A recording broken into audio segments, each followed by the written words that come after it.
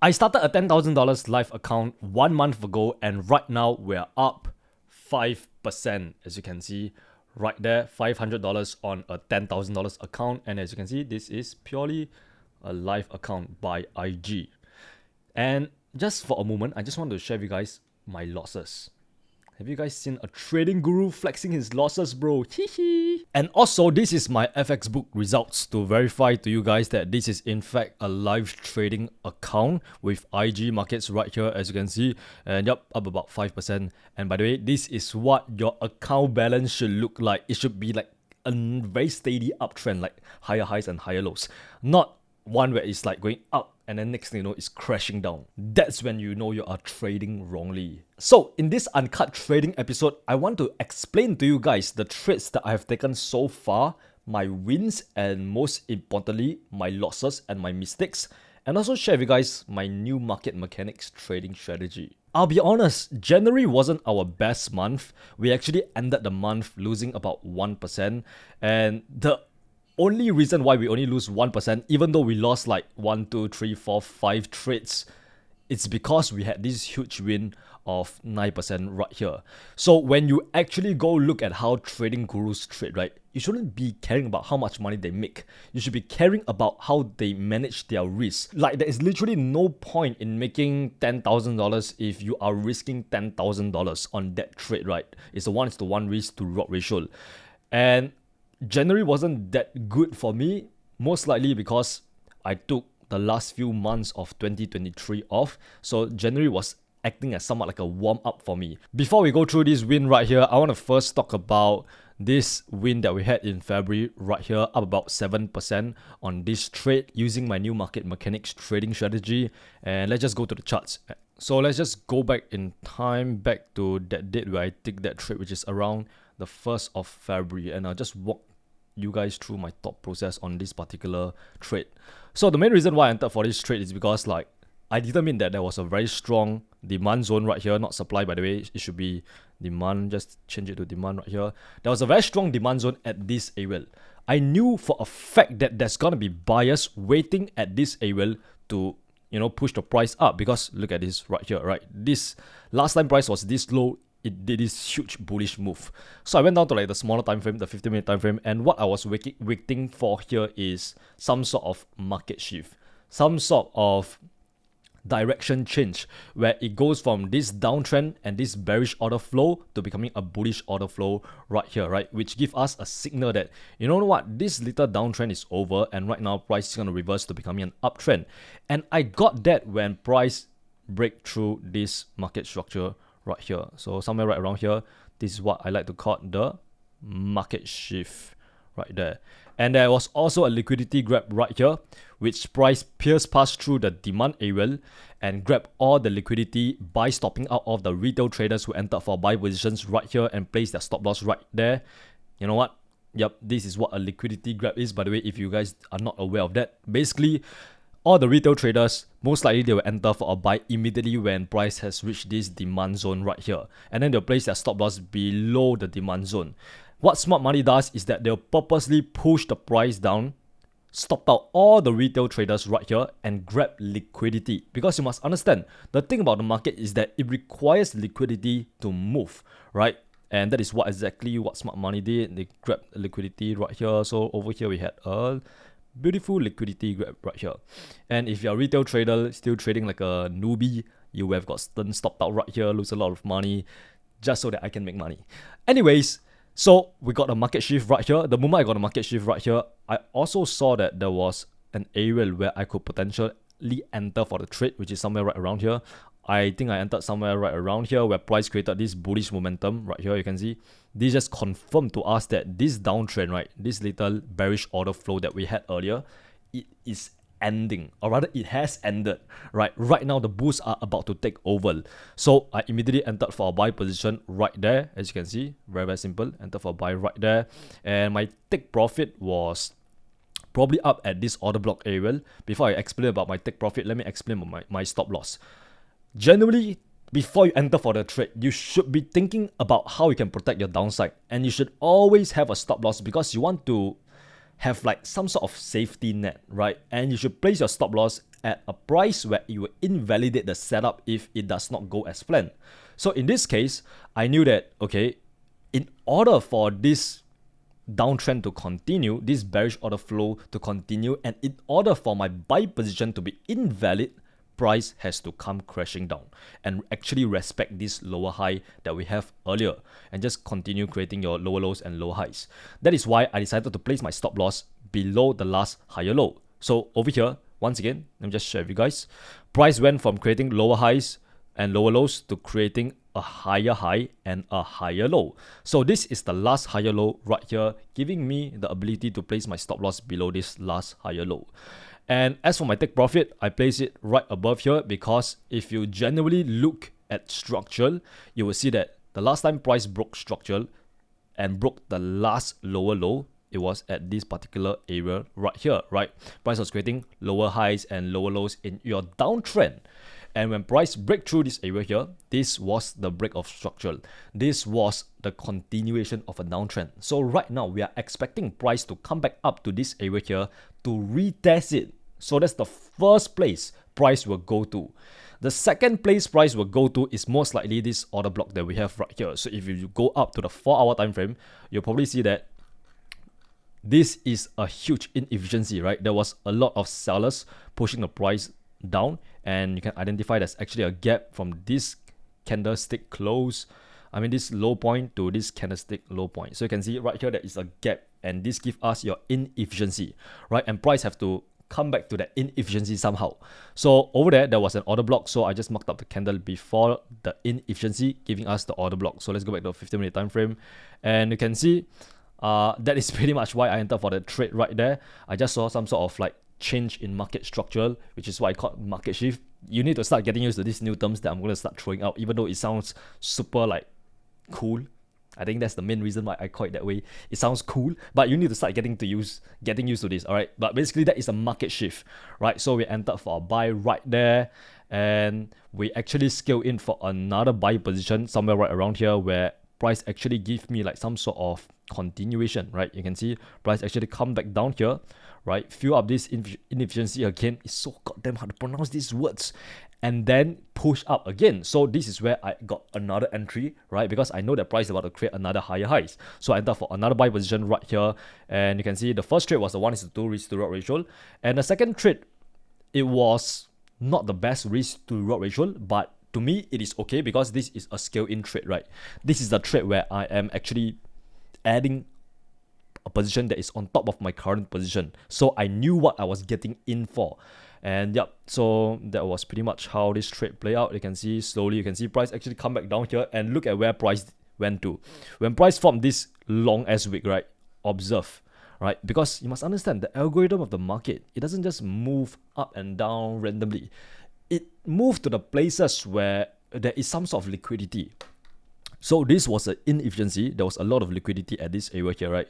So somewhere right around here, there was your another order block, right? This was probably like a 15-minute order block right here on a smaller time frames. By the way, order blocks video is coming out soon. Like the full course on order blocks coming out soon, either by the time this video is out or actually after this video is out. I don't know. Yeah, but it's gonna come out soon. And yep, basically you can see price come back down to this order block area right here and just push up, right? Grab liquidity, push up. And that is what exactly price showed us. You can see price went up there and smashed our take profit. And honestly, I'm gonna be 100% honest with you right now. I actually wanted to place my take profit right here, all the way up here at this area here, because there is a very significant strong supply zone right here. And yeah, there's a very strong supply zone right here. There's a lot of sellers liquidity at this area here. But I actually did not really trust my analysis. I wasn't really confident that price would get all the way up there. I knew for a fact that price would get to this first area right here and this second area probably, but I wasn't 100% confident that price would get up to this extreme order block right here, this extreme supply zone. So that is why I decided to place my take profit right here. And if I place it right here, it will be like a 1:5 risk to reward ratio, and it will be a much better trade. But it is what it is, we learn and we grow. That's just life, right? So in this case, right, what I would have done is to ensure that I place my first take profit right here. So, okay, this is what I could have done better. when I win a trade, right, I don't think about, okay, you know what, let me just go and celebrate and, you know, pop a champagne and go buy my new sneakers with the profits that I just made. I think about how I can replicate this win, how I can repeat this win again, and also what I could have done better in this trade. And if I really think about what I could have done better, it will be to place my first take profit right here. That means I take partial profits at this area right here and leave the other half to run all the way up to this area right here. Or another thing I could have done, which is a much more wiser thing, is to actually have my first trade that we have earlier to take profit at this area right here. And then my second trade, which I scaled in, right, which I just scaled in this second trade later, put it all the way up here at this take profit. So in that case, my first trade smashed a take profit at this first TP, and then we got out of that trade, and then we have the second trade running all the way up here, and our stop loss will probably be around break even here, so making this like a very risk-free trade. That is a very smart way to trade, honestly. Yep, I'm just here to like yapping and just give you guys suggestions on how you can actually maximize your profits and stuff. So that is for the first trade that I want to talk about. The second win that I want to talk about is actually this win right here, this 9% win that we had in January, which pretty much like covered all our losses. Yep, so it's actually a pretty simple trade. It was a very goddamn simple trade actually. Price was consolidating at this area here. And actually, you know what? I literally recorded in lifetime my thought process when I entered for this trade, which you can watch like right now. First of all, let's look at New Zealand dollar. So when it comes to New Zealand dollar, why I entered for this trade right here is because price broke out of this consolidation right here. If you recall in the first Uncut Trading episode, I talk about how if price is consolidating, I won't be touching price at all. I will not be entering for the trade at all. I won't even be trading this currency pair. That is why I stayed out of the market when price was consolidating for New Zealand dollars. What I was really waiting for is for price to break out and confirm to us a direction. And price broke out of this consolidation box to the downside right here. You can see price broke out with a lot of momentum, a lot of selling pressure that you can see right here. So that's the first confluence for us to enter for a buy. There's a lot of selling pressure and momentum. Second confluence was the breakout of the consolidation. Third confluence was that if you look at the bigger picture, right, price is actually like retraced to the 50 retracement level multiple times, 1, 2, 3, 4 times. And if you look at the even bigger picture, you will see that this is a clear as day downtrend, right? Lower high, lower low, lower high, lower low, lower high, lower low, basic market structure. And you can see right now price has created a new lower high and is potentially about to go down to somewhere right around here. I'm forecasting somewhere right around here to create its lower low. Yep, this is live market. Once again, look at this shit, guys. So don't come here and smoke me and telling me that I'm not trading live. So the reason why I think the price is going to come down here, actually, no, I don't think. I know for a fact that price is going to come down to this area here based on experience, because if you look at this area here, it is a very clear demand zone area right here, right? There's a very clear demand zone somewhere right around here. How do we know that? Because we saw huge buying momentum and pressure, right? The institutions, the smart money, they are buying at this area. So we are going to be expecting some sort of buyers waiting for us at this area. But until then, it is pretty much good to go, guys. Look at this. There's one area here, somewhere right around here. There's an area somewhere right around here. But after price break through this area, is all the way, it's like clean. It's like all the way down here. That's the next area, right? That's the next place price will go. So we are just very patient, waiting to see what price does here. And yep, I'm probably gonna like move my stop loss to somewhere right around here, to this mini lower high right here. And you can see price is slowly going down. New Zealand dollar moves very, very slow, as slow as my grandma. As you can see in that live recording, the market was live. You can see the timer at the side, at the price scale, and I just pretty much explained to you guys my thought process and why I entered for this trade and stuff. Basically, just to sum it up, price was consolidating and I don't trade consolidation. So what I did was that I was patiently waiting for price to get out of the consolidation. Once price got out of the consolidation, I entered for a sell right here. And I knew that price has to retest this consolidation, right? Because whenever price breaks out like a consolidation that has been going on for like freaking days, no shit is going to come up to retest it. And that's exactly what price did. So I made sure that I placed my stop loss somewhere around like right here and give it a little bit of breathing room, because there is a structure break right here and price is most likely going to come up there and retest it before dropping down. And I just held it all the way down here, and as this trade goes down, I made sure that I keep on moving my take profit. So I move my take profit from here. Once it's like right here, I move my stop loss. I mean, not take profit. What am I saying? I move my stop loss to break even, right? Once the trade was like right here, I move my stop loss to break even. And then once the trade was right here, where it has already created a new lower high, I literally move my stop loss from here. Original stop loss was here, by the way, and I move it here, and then now I move it to right here, which is above this last lower high. Because the worst case scenario is that even if we lose this trade somehow, right, we actually end up get out with like some sort of profits, at least like half of the profits, and you're able to secure some sort of profits into the back, right? And ended up, man, this is quite a simple trade. Like, I'm trying to make it seem like I'm a professional trader here by explaining to you guys in the most complicated terms ever, but I like to keep things simple on this channel. So this is really a simple trade. I just entered once price broke out of the consolidation, and I took profit at the demand zone, which is right here. If you look towards the left, right, you can see there's a very strong push, a lot of buyers buying momentum and pressure pushing the price. So this was the demand zone right there. So I just took profit right there. As simple as that. You know what's the hardest part about this trade? The hardest part was waiting for this opportunity to present itself. Before that, when price was consolidating right here, right, going up, down, there's a lot of chances where you can actually get some nice scalp. But I choose to be patient.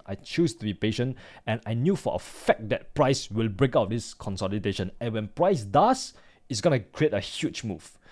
So the hardest part was just waiting for this setup to happen. You know what? Wins and profits are good and they make me feel proud. They make me feel that I'm actually a competent trader. But the most important thing when it comes to trading is learning from your losses. The only way that you can grow and eventually make more money from trading is if you learn from your losses and learn from your mistakes. So now, I'm going to share with you guys the losses that I suffered, and I literally paid money for this because I lost money. It's my losses, my mistakes, and now you can learn from it and you won't commit this same mistake again. So these are literally key lessons, right? Wins and shit are cool and shit, right? They make you feel good. They make you feel like that dopamine that, oh my god, I'm actually somewhat of a good trader. But losses are the things that is actually important. The things that actually fuel your growth as a trader. So right now, let's look at the first loss. It was on GBP/USD, and you can see this trade was a pretty wonderful trade. I'm going to be honest, this trade was an extremely wonderful trade. I entered for a buy position right here because I remember I had like a lot of confluences, right? You can see right here, maybe right here. Actually, no, it was this trade right here. Let me just go up. By the way, this is my trading journal. Right here. You can see right here, the reason why I entered for a buy position right here on this trade because like price was at the Fibonacci retracement level on a higher time frame, right? And I knew that price was about to, retrace and hit back up. And there was also price was at a demand zone right here, and the market shift happened as well. You can see price went from bearish order flow to bullish order flow, and there's also bullish candlesticks giving me a lot of momentum and pressure, and price was also creating market structure. You can see this is a higher low. This low is higher than this one right here. So I entered for a buy position right here, and turns out that after I entered for a buy, price actually went into a drawdown. And actually, I think I talked about this in the first 2 Uncut Trading episodes. Right, I actually talked about this already. You know what? Yeah, if you haven't watched that, go watch that, right? And you will know my thought process for this. But all in all, it actually ended up being a loss. And this one was 100% my fault. 100% my responsibility. Because I did not manage this trade properly, right? So in this scenario right here, right, where I entered for a buy position right here, my take profit was like all the way up here, right? At this negative 27 Fibonacci extension level, because I was really quite confident that price was going to get up there. In fact, I was too confident. I let my ego took control of me, and I actually watched the trade come up to this 1.277 area right here. This was actually a very strong supply zone. You can see price failed to break past 1, 2, 3, 4, 5, 6, 7 times. 7 times failed to break past. The market is literally giving me all the signs, telling me, hey Brad, the price is not breaking past this area here because there's too many goddamn sellers at this area here. But I did not listen to the market. I was clouded by my ego. I was clouded by my goddamn emotions. So I actually watched this trade reverse against me, and hit my stop loss. This is goddamn my fault. This is 100% my fault. Like, genuinely, this is 100% my fault. And just thinking back, I could have done a lot better on this trade if I just moved my stop loss, just move my stop loss from here to somewhere right around here where price was creating an obvious higher low right here. I would have moved it to somewhere right around here. And in that case, even if I close this trade, I would have, gotten out with like a little bit of profit. And also another thing I could have done better is just to listen to the market, right? And a lot of times, I think this is a very big mistake that a lot of you traders do out there, is to impose your thoughts onto the market. Remember, the market doesn't have to do anything just because you want it to do. The market doesn't give a shit about you. That's the truth. The market is the market.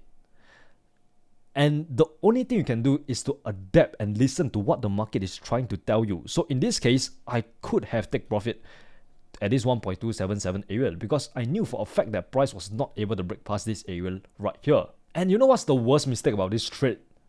It's where I placed my stop loss. Exactly at this area right here, and you can see price went exactly that area and then reverse.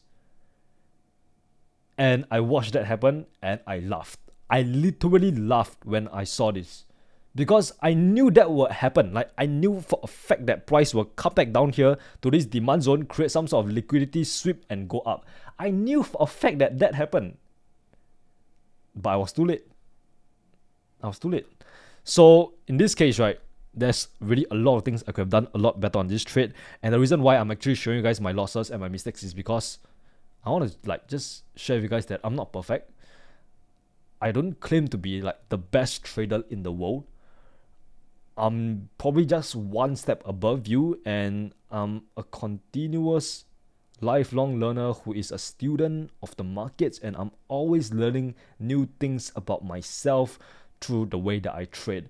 And like I said, I promised you guys at the start of these Uncut Trading episodes, the first episode, I promised to you guys that it's going to be unfiltered. It's going to be 100% transparency and going to be honest and authentic with you guys. And this is it, right? To show you guys that I'm just trying to learn same as you. Like, we are the same. And also just to show you guys another loss before we move on. You can see this was a trade on AUD USD, and I actually entered for a sell position right here because once again there was the market shift and stuff. I knew for a fact that price was about to collapse and go back down, but the big mistake that I made here was where I exit, right? My entry was not the best, but it was somewhat okay. I was able to take advantage of this short downtrend that we had right here, but what I did wrong was to place my take profit at a ridiculously level, right? Like all the way down there. In this case, I failed to spot the other supply and demand zones on a smaller time frames. I failed to look at my blind spots. Now looking back at this trade, right, I could have easily take profit at this area right here, because if you look towards the left, right, this is where I entered. If you look towards the left, where are the supply zones? Right here. So at this area here, not supply zone, demand zone. So at this area here, there is buyers waiting at this area to push the price up. So in reality, I could have moved my take profit from all the way down there to somewhere right around here. And it's just extremely stupid to play the what if game, or I should have done this, I should have done that. It doesn't matter. What happened has already happened. It is what it is. Now what you need to do is to learn from your losses and move on. And I just want to say that risk management is genuinely the most important thing ever. I've already spoken about this since the day I started the trading gig. The risk management is the key to success. If you look at this right here, I literally lost 5 trades. I lost 5 trades. I won 1, I break even on 1. And I only lost 1% in that month. Most traders, most beginner traders, if they lost 5 trades, right, they will have wiped up like 50% of their capital. They will have wiped up half of their account. Some will even blow their goddamn account. But I only lose 1%. I only lose 1% because I was able to manage my risk properly. So before you enter into that trade, think about what you can potentially lose. Think about how much money you will lose if this trade does not go as planned. If you are not okay with that loss, or how big that loss is, do not take that trade. Use a smaller position size. And this will really allow you to sustain in the game of trading. I guarantee you, if you genuinely want to become a full-time trader, you need to do this. Welcome to the Uncut Section. This time round, we don't have tea, but we got protein shake that tastes like dog shit. Anyways, I want to talk about why are you trading? You heard of the statistics that 90% of traders lose money and they are not profitable, and at some point of time, they will end up quitting Forex trading. Now, if you are just a beginner, you probably came into Forex trading as a way to make money online, right? Maybe you could have been researching on different types of ways to make money online and you come across drop shipping, affiliate marketing, crypto, even freaking real estate. I don't know if that's a thing, but there's different ways to make money online, and you might have choose Forex trading as a way to make money online. The question becomes, why are you trading? This question is very important because if you don't have a strong why, you're going to end up quitting trading before you get to see the light at the end of the tunnel. If you're in it for just the money, let me tell you something, you will not last long in this market. You will encounter a string of losses. You will encounter months where you are just constantly losing money and all you see in your account is red. And then you will feel like quitting. And you will quit while the light is very, very near. I had a very strong why when I started. Firstly, I was genuinely passionate about trading. I really enjoyed looking at the financial markets. I actually started with trading stocks actually. So I enjoyed reading about Warren Buffett, Ray Dalio, George Soros, all these great traders. And when I went to the Forbes website, I actually see the people who are richest in the world, the people at the top, some of them, or rather most of them, actually own hedge funds. And I think that was the main reason why I started trading, was to genuinely so that I could make as much money as possible. But that's not what got me to sustain in the game. What got me to sustain in the game is my underlying why, which is to retire my father. I talk about this a lot of times on this YouTube channel already. I really just wanted to retire my father. And most importantly, I wanted financial freedom, right? And financial freedom still ties into the concept where I'm trying to make money. So it's not really a strong why. But you need a strong why which will get your ass out of bed every single goddamn day. Even when you don't feel like it, even when your muscles are a little bit sore from yesterday's gym sessions, even where you had shitty sleep quality, where you only had 5 hours of sleep last night, but you still get up and do the things that needs to be done because you have a strong why. So just really sit down right now, close your eyes, and just think about this. Why do you actually want to succeed at trading? Why do you actually want to become a top 1% trader? Is it so that you can buy a freaking Rolex? Is it so that you can buy your dream car or have a big mansion in Dubai? Whatever it is, you need that fire to ignite your passion for trading. Like I said, you must also be genuinely passionate and actually interested about the financial markets. If you're not interested and you're just in it for the money, you will not last long. So my recommendation for you would be, if you are really not really passionate about trading and you're just treating this as a way to get rich, you can look somewhere else. And I'm saying this even though it's gonna cause me to lose a few subscribers or whatnot, which doesn't really give a I don't really give a shit about these things. I'm just saying this for your own good.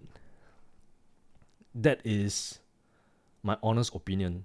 I started off with entrepreneurship, and then I moved on to stocks, and then finally I moved on to Forex trading, and I found that I really enjoyed Forex trading because I could trade every single day, because there was just opportunities to trade, and you can just make profits every single day with a small account, unlike stocks trading where you need a large sum of initial capital, which I genuinely did not have as a broke teenager, where you need to, where price can only move $10 or even $5 per day, which is very minimum move and stuff.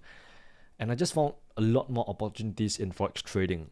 And I think the main reason why I'm talking about this is because recently I have lost track of my why. I don't know if I should share this, but recently I felt like shit. Okay. As a somewhat successful trader, I go through a lot of ups and downs. I think even when you are successful, right? Even when you get to a point where you have achieved everything you want, you will go through a low point as well. My life looks something like this. It goes up, down, up, down, up, down, up, down. And the ups are where I am genuinely like working hard, grinding, super disciplined, and just focus on trading. And then the down is where I feel a little bit lost, like somewhat like a quarter life crisis where I'm actually like, oh shit, I'm not going to university. I'm not taking the conventional path that is safe. I'm choosing this path which is much more risky. Will I actually succeed? That doubt still like creeps into my mind sometimes. And recently that doubt just became much more stronger, probably because of all the shit that's happening in my life right now, and it just caused me to reevaluate my why. Like I said just now, my why when I started was so that I could retire my father, and it's no longer a strong compelling why to me anymore because I already did that. Last year at the end of the year or something, I started to give like my dad a monthly allowance so that he could like, just not work at his job and all and just like chill at home and just do whatever he want. And actually it's Chinese New Year right now. For those of you guys who don't know what is that, Chinese New Year is basically the Christmas for us Asians, for us Chinese, right? Yeah, to celebrate the New Year and stuff. So I actually I gave my family some red packets where it contains $8,888, and that's like a very prosperity number, right? Because 8 in Chinese means far, and far means prosper, I think, like to just become successful or some shit like that. Yeah, so 8,888 is like a very nice auspicious number. So I gave the amount in ang paos to my grandfather, my mother, my dad, and my sister. Yo, so right now it's actually Chinese New Year, so I'll withdraw like $8,888 to give to my family, like ang pao you can see right here. Man, dude, I can't believe 8,888 is like so much. There's like literally so much cash right here. I'm saying stacks of cash, bro. I feel like a trading guru right now, you know what I'm saying? So yeah, right now I'm just like wrapping the ang paos to give to my family because they have done a lot for me. So yeah, I'm just wrapping it for them. So this is for my family. I already gave my grandfather $3,000. So I'm gonna give the rest to my mom and my dad and my sister. And yeah, this is just the festive season. This is like our Chinese Christmas, right? Where we're just giving away stuff because like it's the new year and also to show our appreciation, right? So just wrapping the ang pao and I'm just busy counting the cash. Man, it feels crazy that, dude, this was the amount that I had in my bank account like 4 years ago. And right now I have all this freaking cash that's just crazy, bro. And the best part is I'm actually giving it to my family. So yeah, just gonna give it and just flex on y'all like a freaking guru. Yo, that's crazy, dog. That's crazy. All these are like $50 and you can see. That's crazy, baby. Now looking back, it's just like this is like the first time that I give so much in terms of red packets in my whole life.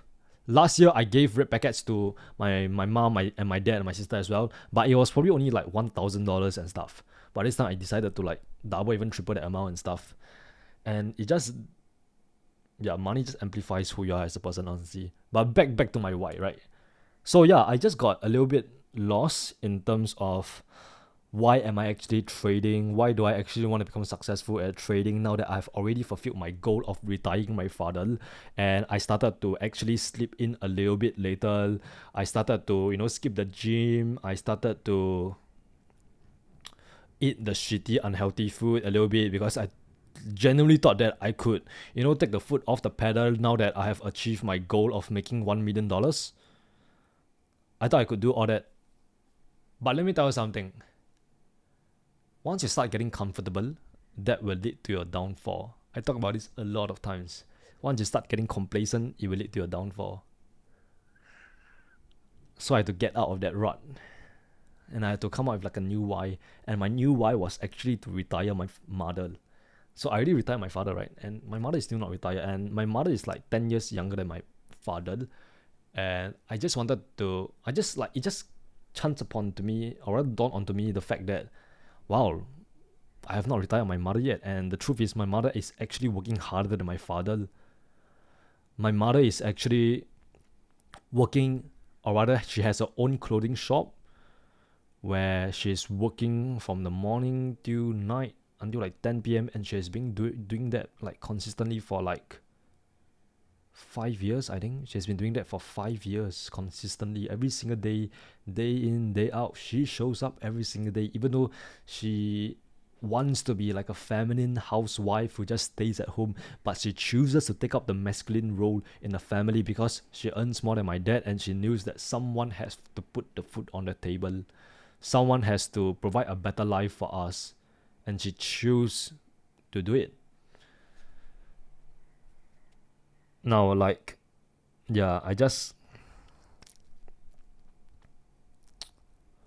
I remember there was one time where I was still addicted to video games, and I was still a teenager. I was playing Fortnite, and then my mom actually went to Shanghai or some shit to actually buy stock for her clothing shop, and she video called me and stuff.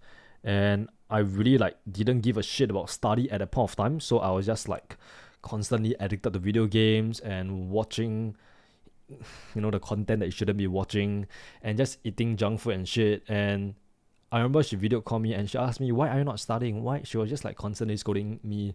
But at the point of time, I'm just so used to her nagging at me and yapping at me, so I just ignore it. And then she started breaking down. She literally started crying. And I've never seen her cry before in my life. She started crying because she knew that her son is a disappointment. She thought that her son would turn out to be like a nothing but a useless guy who does not provide value to his family or in the society. And then fast forward to right now, every single day, she is so goddamn proud to have me as a son. I'm always hearing her flexing about me to her friends, like, oh, you know what, Brad actually bought me this watch, and she actually gave me this much for ang pao. I'm so lucky to have him. All this shit, like, yeah, like, we were genuinely like fucking broke last time. We could not afford to buy clothes, and she has to pick up like second-hand clothes that is used by other people just so that I can have clothes for myself. And oh my god, I don't talk about this, man. And okay, I'm not gonna cry on camera. And yeah, we could not buy any toys. You know how kids can go into a toy store and just come up with something? I remember there was one time where I go into like Toys R Us or some shit, and I wanted this Winnie the Pooh teddy bear, and it cost like $20, and she would not allow it because she was not working. My dad was barely getting by, and I just threw a tantrum and I cried all the way back home, even in public in the mall, and everyone just looking at me and staring at me. And yeah, like a $20 teddy bear. That's crazy. That's crazy, bro. Yeah, anyways, basically you need to find out your strong why. Once I figure out that, you know what, my next why is to retire my mother, something clicked in me. Something woke me up and gave me this energy for me to push even further. And that is why I started to, really reevaluate my goals and stuff. You know what, this year, I'm going to make this much from trading. That is my goal. And I'm going to document it all on the YouTube channel for you guys to see.